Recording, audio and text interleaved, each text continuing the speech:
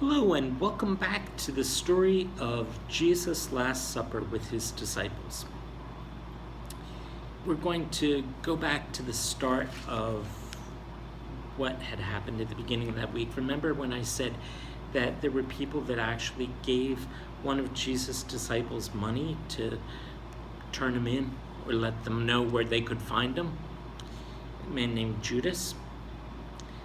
Well, when Jesus and his friends were in the middle of this meal, this Passover meal that they were sharing together, and Jesus had been telling people about how he would continue to take care of them and how they would continue to be friends no matter what happened, that friendship and that love would never end.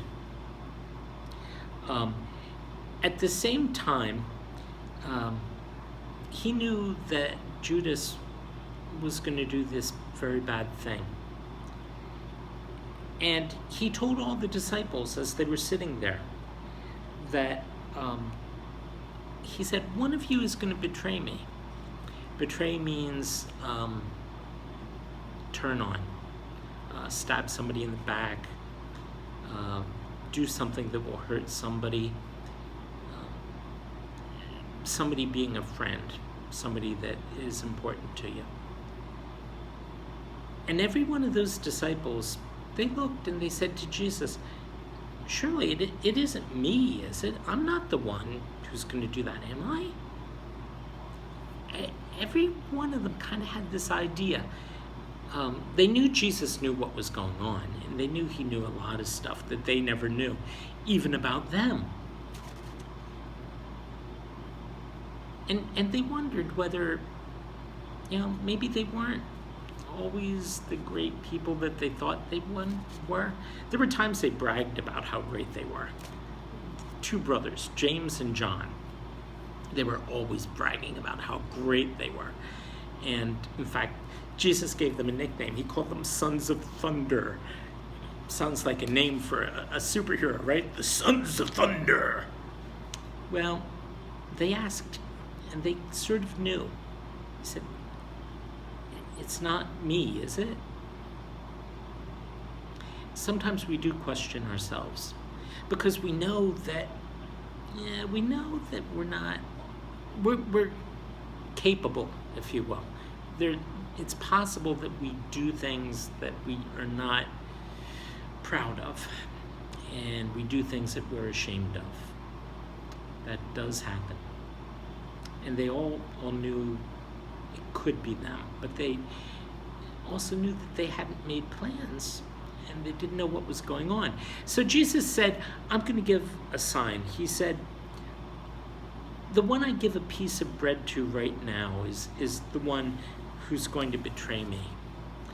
He didn't say that really loud. He kind of whispered it to John. He said, the one that I give this piece of bread to, he's the one that's going to do it. Broke off a piece of bread and he handed it to Judas, who was right there. Well, Judas leaned over and he said something to Jesus, and Jesus said to him, hey, listen, I know what's going on, he said. Go and do what you have to do. Jesus doesn't force us to do the things that are right. He wants us to do the things that are right, but it's got to come from our heart. It's like when your parents tell you to say you're sorry, and you say, I'm sorry, or I'm sorry. It's not what they're looking for. They're looking for you to really be sorry when you make an apology. I'm sorry I did that. I'm sorry you got hurt. So he offered Judas a chance. He said, look, I know what's going on. If you're going to do it, do it. But if you're not going to do it, that's the flip side of it. If you're not going to do it, don't do it. But Judas, he went ahead and he betrayed Jesus. And so he left the meal at that point. And that was it for them. And it was very sad.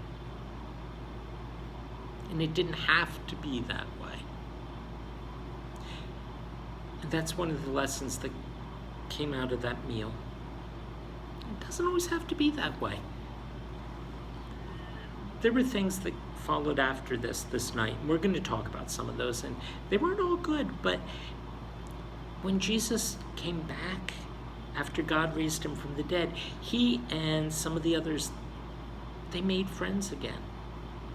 And they actually said, especially Peter, we'll get to that, said he was sorry, and he meant it, and Jesus knew that, and they stayed friends. And all of us do things that would hurt Jesus from time to time, but we stay friends because he stays friends with us. And it's important to say we're sorry and really be sorry when we're sorry.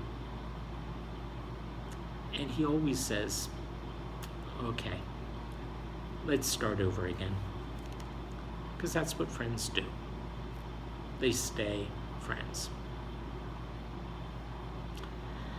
That's a lot, isn't it, right before bedtime? But it's always good to know, no matter what you did today, even if it wasn't so good, Jesus still loves you. And your friends still love you, and your parents still love you, and tomorrow is another day. So sleep well, and start tomorrow off on a new foot.